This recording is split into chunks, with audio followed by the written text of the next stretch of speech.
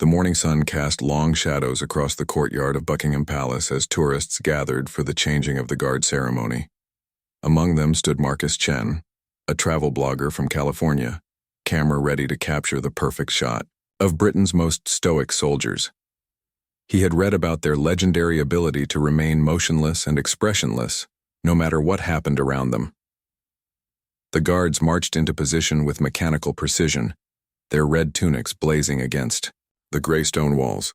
Their bearskin hats towered nearly 2 feet above their heads, and their faces remained completely blank, staring straight ahead as if carved from marble.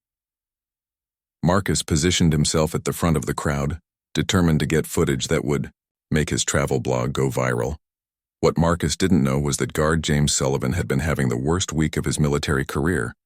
His girlfriend had broken up with him over text, his mother was in the hospital, and he had barely slept in 3 days due to extra duties. Standing perfectly still for hours while tourists gawked and took photos was the last thing he wanted to do. But discipline and training kept him locked in position. Marcus decided to test the famous British Reserve. He started with harmless jokes, speaking just loud enough for the guard to hear. "I bet you're thinking about fish and chips, right? Now," he whispered. The guard's eyes didn't even flicker. Encouraged, Marcus continued his commentary, describing everything from the weather to his breakfast, trying to get any reaction. The crowd began to notice Marcus's one-sided conversation and started gathering around him, some laughing at his attempts to break the guard's concentration. Marcus, now performing for an audience, became more animated. He began doing silly dances, making funny faces, and even started singing popular songs off-key. Guard Sullivan's jaw muscles tightened almost imperceptibly. The training that had been drilled into him for months was being tested by this persistent tourist who seemed determined to turn him into entertainment. Sweat beaded on his forehead despite the cool morning air, but he remained statue still. Then Marcus made his fatal mistake. In his enthusiasm to create viral content, he pulled out his phone and started a live stream, narrating his challenge to make a royal guard laugh. "Watch this, guys," he said to his online audience. "I'm going to tell him the funniest joke ever." He leaned closer to the guard and launched into an elaborate story about a penguin walking into a bar.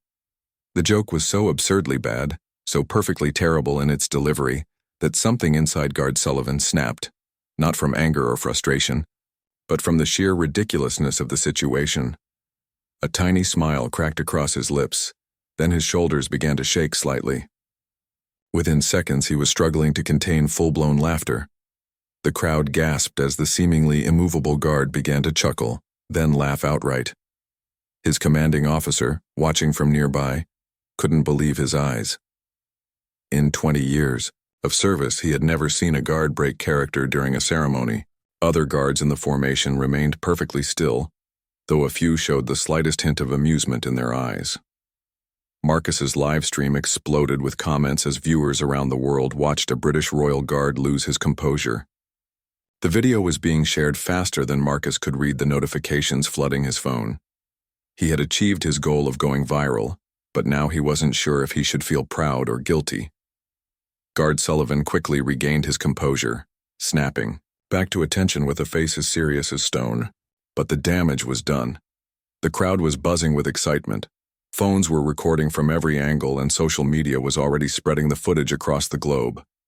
The moment a tourist from California made one of the world's most disciplined soldiers break into laughter would be remembered forever. What happened next would determine whether this would be a heartwarming story of human connection or a career-ending moment for a dedicated soldier who had simply had one moment of being genuinely human in front of the wrong audience at the wrong time. Guard Michael Thompson had been stationed outside St. James's Palace for exactly 47 minutes when he first noticed the squirrel. It was a particularly bold gray squirrel, larger than most, with bright eyes that seemed to study him with unusual intelligence. At first, it simply sat on a nearby tree branch, watching him with what Thompson could only describe as curiosity. The morning was typical for London in October, with a light drizzle that made everything glisten and tourists bundled in raincoats, snapping photos from a respectful distance. Thompson stood at perfect attention, his rifle held precisely against his shoulder, his gaze fixed straight ahead. He had been trained to ignore all distractions, from screaming children to barking dogs, and one small woodland creature certainly wouldn't break his concentration. The squirrel, however, seemed to have different plans. After several minutes of observation, it scampered down from the tree and approached Thompson's post. It began circling his feet in increasingly tight loops, chittering softly as if trying to communicate. Thompson's eyes remained fixed forward, but his peripheral vision tracked every movement of his unexpected visitor. Tourists began to notice the interaction, or rather, the squirrel's determined efforts to interact with the immovable guard. Cameras started clicking as the small animal grew bolder, eventually climbing onto Thompson's polished black boot. The weight was barely noticeable, but Thompson could feel tiny claws gripping the leather as the squirrel settled in for what appeared to be a long stay. What the gathered crowd didn't know was that Thompson had always had a soft spot for animals. As a child, he had rescued countless injured birds and stray cats, nursing them back to health in his bedroom, much to his mother's dismay. His decision to join the military had been difficult, partly because it meant leaving behind his volunteer work at the local animal shelter. The squirrel seemed to sense something special about this particular human statue. It began what could only be described as a performance, running up and down Thompson's leg, perching on his shoulder, and even attempting to climb the tall bearskin hat that crowned his head. Each acrobatic move drew gasps and laughter from the growing crowd of spectators. Thompson's training warred with his natural instincts. Every fiber of his being wanted to reach out and gently relocate his furry visitor, but his discipline held him rigid. Sweat began to form under his uniform as the squirrel discovered that the ornate buttons on his red tunic made excellent handholds for its climbing adventures. The situation reached a critical point when the squirrel, apparently frustrated by Thompson's lack of response, decided to investigate the source of warmth it could detect. It disappeared up Thompson's sleeve, its tiny claws tickling against his skin as it explored this new territory. Thompson's breathing became slightly irregular, the only outward sign of his internal struggle. Tourists were now filming constantly, delighted by the unprecedented show. The squirrel emerged from Thompson's sleeve and positioned itself directly in front of his face, staring into his eyes from a distance of mere inches. It began chattering insistently, as if delivering an important message that only it could understand. Thompson later said that looking into those bright black eyes, he felt a moment of genuine communication with another living being. The squirrel seemed to be asking him a question, perhaps wondering why he stood so still when there was a whole world to explore. For just a moment, Thompson questioned everything about his rigid training and the artificial boundaries humans created. The spell was broken when the squirrel, apparently satisfied with its investigation, gave what sounded remarkably like a sigh and scampered away. It paused at the base of its tree, looked back at Thompson one final time, and chittered what could have been either farewell or mild disappointment before disappearing into the branches. The crowd dispersed slowly, many still, chuckling about the entertainment they had witnessed, but Thompson remained at his post, somehow changed by the encounter. He had maintained his discipline and followed his training perfectly, yet he felt as if he had failed some deeper test that the squirrel had presented to him. The incident would become famous online as videos spread across social media, but for Thompson it remained a private moment of connection with a creature that had reminded him there was more to life than standing perfectly still and following orders without question. Guard David Richardson had made a terrible mistake that morning, and it was about to become very public. He had drunk 2 large cups of coffee before his shift at Windsor Castle, thinking the caffeine would help him stay alert during the long hours of standing motionless. What he hadn't considered was that his post was a full 2-hour rotation with absolutely no break allowed, and coffee was a diuretic. The morning had started perfectly normal. Richardson took his position outside the castle gates at precisely 8 o'clock, joining the formation of guards that tourists traveled from around the world to see. His uniform was immaculate, his bearskin hat properly positioned, and his expression set in the neutral mask that had become second nature after months of training. The first hour passed without incident. Tourists snapped their photos, children pointed and whispered, and Richardson maintained his statue-like pose while monitoring the surroundings for any real security threats. The autumn air was crisp and pleasant, and he felt confident about completing another successful shift. It was during the second hour that Richardson began to realize his mistake. A familiar pressure was building, made worse by the rigid military posture he was required to maintain. His training had covered many scenarios, from dealing with aggressive tourists to handling genuine security threats, but nobody had ever discussed what to do when nature called at the most inconvenient possible moment. Richardson began to sweat, not from exertion but from the growing panic of his situation. He tried every mental trick he could think of to distract himself. He recited military regulations, counted tourists, and mentally planned his weekend activities. Nothing worked. The pressure continued to build with each passing minute. A group of American tourists had positioned themselves directly in front of Richardson for an extended photo session. The father was trying to get the perfect shot while his wife arranged their 3 young children around the guard's post. "Stand still like the soldier," the mother instructed the kids, apparently unaware of the irony of her statement. The family's photographer was particularly meticulous, taking shot after shot while adjusting lighting and angles. Richardson watched, helplessly, as precious minutes ticked by with this family unknowingly blocking his only possible escape route. Even if he could break protocol and abandon his post, the crowd of tourists surrounding him made any dignified exit impossible. Desperation began to set in as Richardson calculated he still had 43 minutes remaining in his shift. His usually perfect posture began to show tiny signs of strain that only a trained eye would notice. His breathing became slightly more controlled and the muscles in his jaw tightened imperceptibly.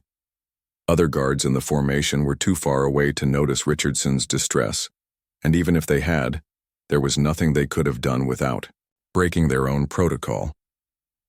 The commanding officer was making his routine patrol but wouldn't return to Richardson's sector for at least 20 minutes. The situation became critical when a tour guide brought a large group of elderly visitors who wanted to hear a detailed explanation of the guards' uniforms and duties. The guide positioned his group in a semicircle around Richardson and launched into a 15-minute lecture about British military traditions. Richardson felt trapped in his own body, desperate to move, but bound by duty and discipline. As the tour guide droned on about the history of the bearskin hats and the significance of the red tunics, Richardson made a decision that would either save him or end his career.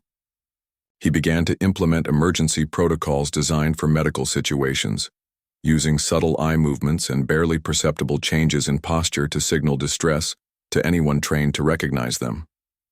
A palace security officer, monitoring the guards through binoculars from a nearby window, noticed Richardson's signals and immediately radioed for a replacement guard.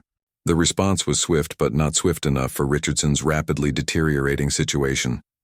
The replacement guard appeared with military precision, marching to Richardson's position and executing a flawless changing of the guard ceremony. To the tourists, it looked like a scheduled rotation.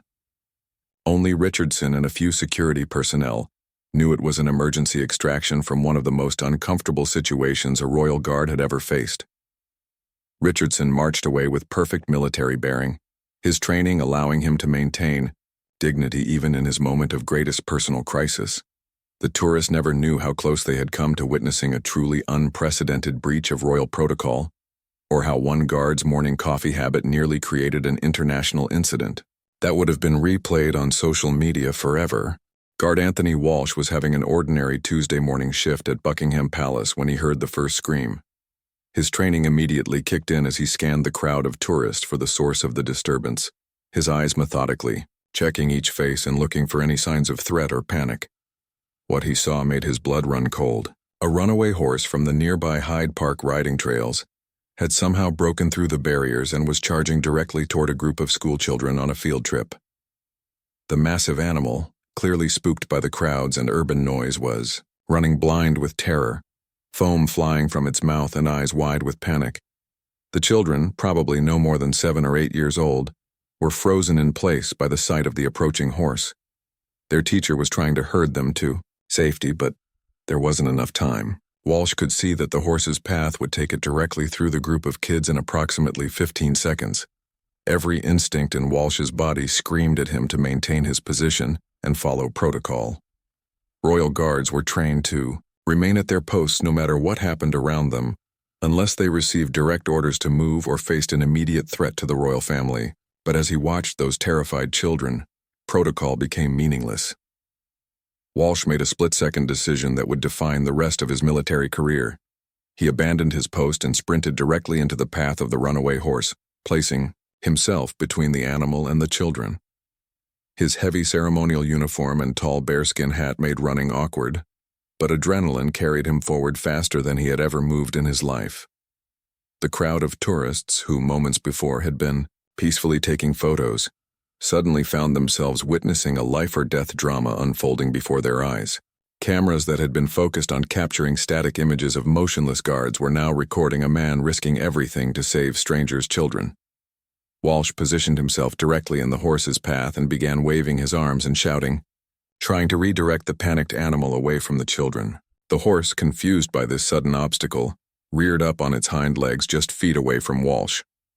The guard stood his ground even as the massive animal's hooves flailed dangerously close to his head. The horse's rider, who had been thrown earlier, in the park, came running through the crowd, calling out instructions to Walsh on how to calm the animal. Walsh, who had grown up on a farm in rural Wales before joining the military, drew on childhood memories of working with spooked livestock. He began speaking in low, soothing tones while slowly backing the horse away from the children. The teacher had managed to get most of the children to safety behind a nearby barrier, but one little girl had tripped and fallen in the chaos. She lay crying on the ground directly behind Walsh, completely dependent on his ability to control the frightened horse. The animal was still agitated, prancing sideways and rolling its eyes, but Walsh's calm voice was beginning to have an effect. Palace. Security and metropolitan police officers were now rushing to the scene, but Walsh knew they were still too far away to help. Everything depended on his ability to keep the horse's attention focused on him, rather than the vulnerable child behind him.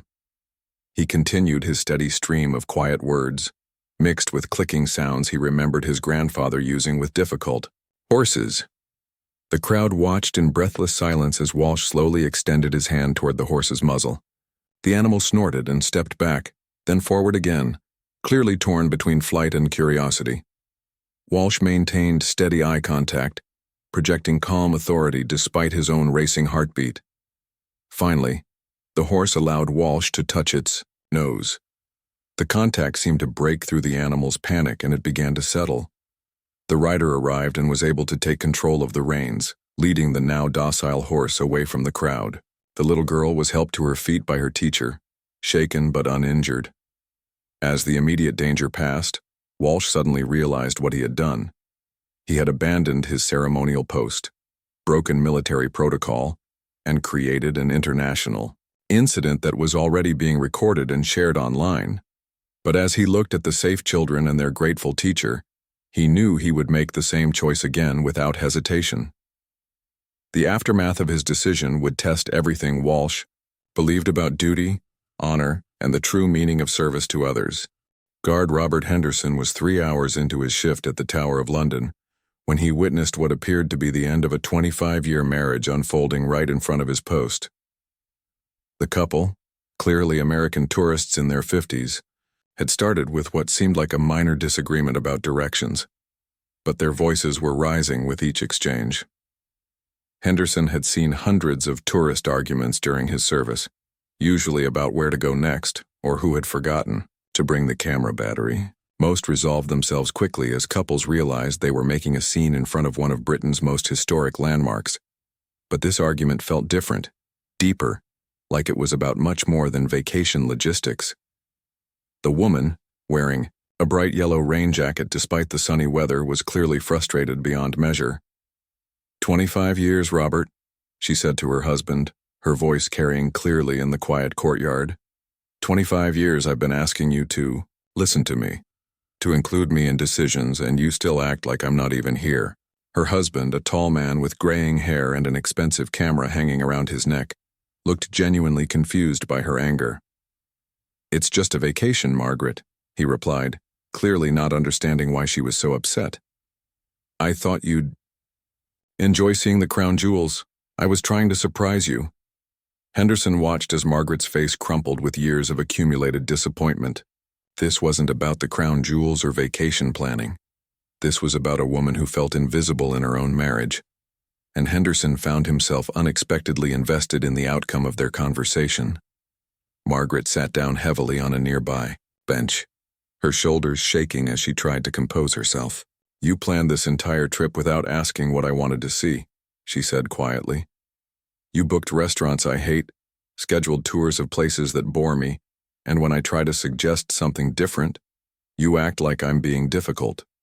Robert stood awkwardly beside the bench, clearly wanting to comfort his wife but not knowing how.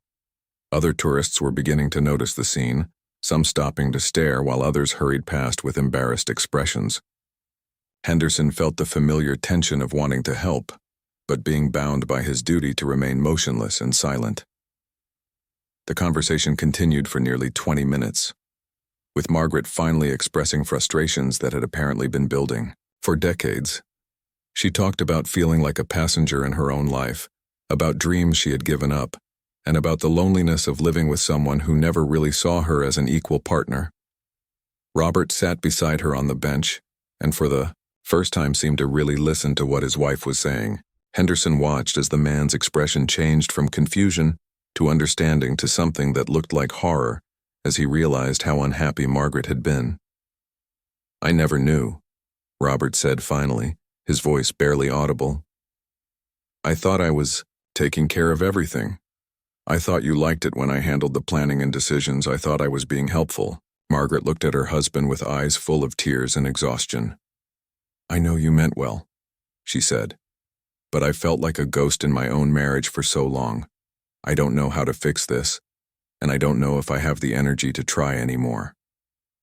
Henderson found himself holding his breath, invested in this couple's story in a way that surprised him. Something about Margaret's quiet dignity and Robert's genuine confusion reminded him of his own parents, who had divorced when he was 12, after years of similar miscommunication. Robert was quiet for a long time, staring at his hands while Margaret wiped her eyes with a tissue from her purse. Finally, he looked up at his wife with an expression Henderson had never seen before from a tourist. Raw vulnerability mixed with desperate hope. "What do you want to do?" Robert asked. "Not what you think I want you to want. What do you want to do? Here, today, and for the rest of this trip, and when we get home, just tell me and we'll do it." Margaret looked surprised by the question, as if she had forgotten that her own desires mattered. She was quiet for several minutes thinking, while Robert waited patiently. Henderson realized he was witnessing something profound, a potential turning point in a marriage that had been slowly dying. "I want to skip the crown jewels," Margaret said finally. "I want to find a quiet pub and talk. Really talk, like we used to when we were young. And tomorrow I want to visit the gardens at Kew, not because they're famous, but because I love flowers and you've never asked me why." Robert nodded seriously, as if she had given him the most important assignment of his life. "What else?" he asked. Henderson watched as this couple, who had seemed headed for divorce just minutes earlier, began to rebuild their connection right in front of his post. They talked for another hour, sharing thoughts and feelings that had apparently been buried for years. By the time they left, walking hand in hand toward the Tower Bridge, Henderson felt like he had witnessed something miraculous. Guard Stephen Blake had developed an almost supernatural ability to read people during his 2 years stationed at various royal residences. Standing motionless for hours while observing crowds had taught him to notice tiny details that most people missed. The way someone held their shoulders, the direction of their gaze, the nervous habits that revealed their true intentions. All of these became part of his mental database of human behavior. On this particular afternoon at Clarence House, Blake was observing what appeared to be a typical crowd of international tourists, families with children, elderly couples with guidebooks, and small groups of friends taking endless selfies filled the area around his post. Everything seemed normal until his eyes locked onto one man who didn't quite fit the pattern. The man was well dressed in an expensive suit and carried himself with confidence. But something about his movements caught Blake's attention. While other tourists moved in predictable patterns, stopping to read plaques or take photos, This man seemed to be conducting his own surveillance operation. His eyes constantly scanned the crowd, the security cameras, and the positions of the various guards. Blake had been trained to identify potential security threats, and this man's behavior triggered every alarm bell in his mental warning system. The stranger appeared to be in his 40s with dark hair and unremarkable features that would make him easily forgettable in a crowd. He carried a small leather messenger bag and wore expensive shoes that suggested he had money, but his body language screamed tension. What made Blake's suspicion stronger was how the man interacted with other tourists. He positioned himself near groups taking photos, always staying just at the edge of their gatherings. Blake realized the man was using other people as cover, timing his movements to coincide with moments when the crowds would naturally shift and create blind spots in the security coverage. The man spent nearly an hour in the area, always moving, always watching, but never actually looking at the historic building or taking any photos like a genuine tourist would. Blake tracked him with his peripheral vision while maintaining his ceremonial pose, noting how the stranger paid particular attention to the gift shop and the queue system that managed tourist flow. Blake's training had taught him to distinguish between different types of suspicious behavior. This wasn't the nervous energy of someone planning violence or the obvious casing behavior of a potential terrorist. This was something more subtle and calculating, the kind of patient observation that suggested a professional criminal planning, a sophisticated theft. The breakthrough came when Blake noticed the man's interaction with an elderly Japanese couple who were struggling with their expensive camera equipment. The stranger offered to help, speaking to them in what appeared to be fluent Japanese, and during the seemingly helpful exchange, Blake saw him palm something small from the woman's open purse. The theft was so smooth and practiced that Blake was probably the only person in the entire area who noticed it. The elderly couple thanked the man warmly and continued on their tour, completely unaware that their credit cards and cash were already walking away in the thief's pocket. Blake found himself in an impossible situation. He had witnessed a crime but was bound by protocol to remain at his post. Royal Guards were not police officers and were specifically instructed not to abandon their ceremonial duties except in cases of direct threats to the royal family or immediate physical danger to themselves or others. But Blake also knew that this thief was likely just getting started. His behavior suggested someone working a systematic operation, probably targeting multiple tourists throughout the day. The elderly Japanese couple would eventually discover their loss, but by then the criminal would be long gone, possibly having victimized dozens of other innocent visitors. Blake made a decision that bent the rules without breaking them entirely. Using a communication system that tourists couldn't see, he began sending subtle signals to other security personnel in the area. A series of precise eye movements and barely perceptible changes in posture conveyed detailed information about the thief's location, appearance, and behavior pattern. The response was swift and professional. Plainclothes security officers began moving through the crowd, positioning themselves to observe the suspect without alerting him. Within minutes, a coordinated surveillance operation was tracking the thief's every movement while gathering evidence of his crimes. Blake watched with satisfaction as the thief, completely unaware he had been identified, attempted to rob a young German tourist near the souvenir stand. This time, instead of succeeding, he found himself surrounded by security officers who had witnessed the entire attempted theft. The arrest was quiet and efficient, designed not to alarm the other tourists or create a scene that would detract from their experience. The thief was led away in handcuffs while most of the crowd remained oblivious to the drama that had just unfolded around them. Later, Blake learned that the man was part of an international pickpocket ring that had been operating at tourist sites across Europe for months. His arrest led to the recovery of stolen items worth thousands of pounds and helped police identify other members of the criminal organization. Blake never broke his ceremonial pose, never spoke a word, and never abandoned his post. But his trained observation skills and ability to communicate silently with security personnel had helped capture a professional thief and protect countless innocent tourists from becoming victims. It was exactly the kind of discreet, effective security work that Royal Guards were trained to provide. Invisible protection that kept everyone safe without anyone knowing they had been in danger.